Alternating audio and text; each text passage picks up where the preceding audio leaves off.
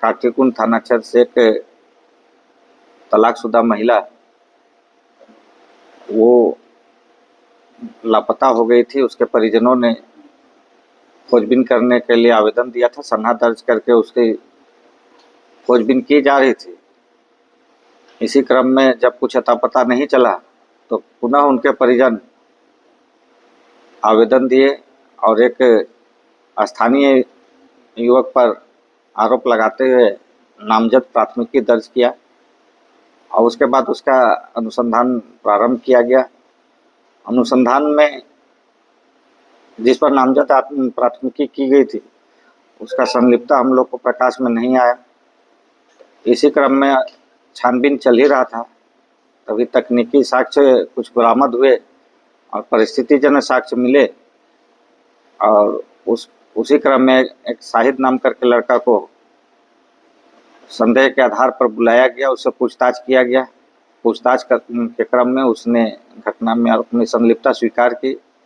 साथ ही अपने सहयोगी एक करीम नाम का व्यक्ति का नाम भी बताया।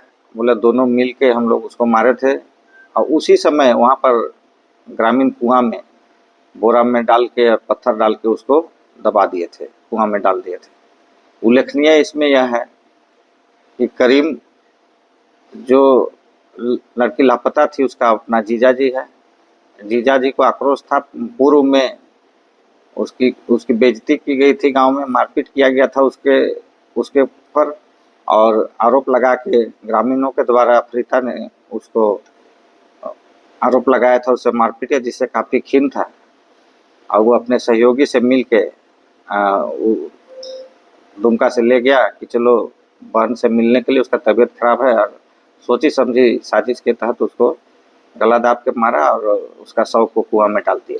काफी वक्त लग गया, तो ये किस आधार पे इतना दिन बाद ये ट्रैक हुआ? देखिए, इसमें परिजनों के द्वारा नामजद प्राथमिकी दर्ज की गई है, जिससे अनुसंधान में थोड़ा सा भटकाव हुआ था निश्चित तौर पर। चूँकि उन लोगों ने नामजद केस किया है तो कहीं ना कहीं कुछ आधार रहा होगा जिसके कारण उन लोग केस किए थे। उसको गहराई से छानबीन किया गया।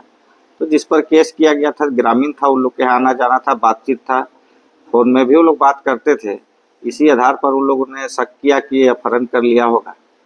तो हम लोग का अनुसंधान का दिशा भी कुछ समय तक उधर छानबीन किए, लेकिन जब हम लोग उस नतीजे पर आए कि जिस पर प्राथमिकी दर्ज किया गया है उसका संलिप्तता इसमें स्पष्ट रूप से उजागर नहीं हो रहा है, फिर हम लोग अपना छानबीन का जो तरीका है उसका दृष्टिकोण बदले और उसके परिणाम स्वरूप हम लोग इस तक पहुँचे कि उसकी हत्या उसके अपने जीजा अपने सहयोगी के साथ किया। सर, कैसे डिटेक्ट होगा कि वही कंकाल जो है सर? चूँकि जो अभियुक्तगण इसमें हैं उन लोग की निशानदेही पर उस कुआं से शव को बरामद किया गया है।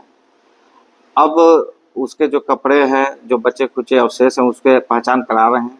साथ ही साथ हम लोग उसके परिजन से डीएनए का जांच कराएंगे ताकि स्पष्ट रूप से यह हो कि ये जो शव मिला है, जो कंकाल है, वो उसी लड़की का है जिसका अपहरण का केस किया गया। कितनी बड़ी?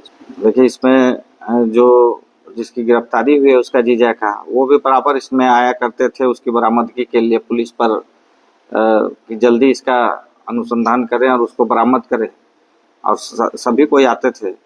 और जो अभियुक्त था वो भी आता था कि इसकी जल्द से जल्द इसको खोजा जाए।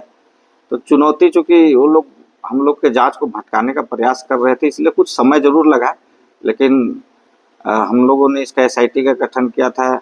एसडीपीओ सदर, थाना प्रभारी शिकारीपाड़ा, काटीकुंड और उनके जितने भी आईओ हैं सब मिलकर इसको स्पेशल हम लोग ट्रीट किए। इस केस को चुनौती के रूप में लिए कि निश्चित तौर पर हम लोग को संदेह हुआ कि लड़की का अपहरण ही नहीं हुआ है, कहीं ना कहीं उसके साथ कुछ अनहोनी हुई होगी। इसी आधार पर हम लोग आगे अनुसंधान किए और फाइनली इस नतीजे पर पहुंचे और उसमें हम लोग टारगेट किए कि कौन कौन प्राइम सस्पेक्ट हो सकता है, जिसमें कुछ हम लोग स्थानीय स्तर पर गुप्तचर से पता किए कि क्या हुआ होगा पास्ट में। उसी के आधार पर हम लोग उन लोग को पूछताछ के लिए बुलाए। साथ ही साथ उस मृतिका का अंतिम जो जिससे बात हुआ था वो मोबाइल भी हम लोग को बरामद हुआ उसी के आधार पर ये इस नतीजे पर पहुंचे। एक गांव के लड़के का किसी का नाम आ रहा था, हम लोग को जानकारी नहीं है। हम लोग अनुसंधान किए हैं जिसमें 2 लोग का नाम आया है, दोनों की गिरफ्तारी हुई है।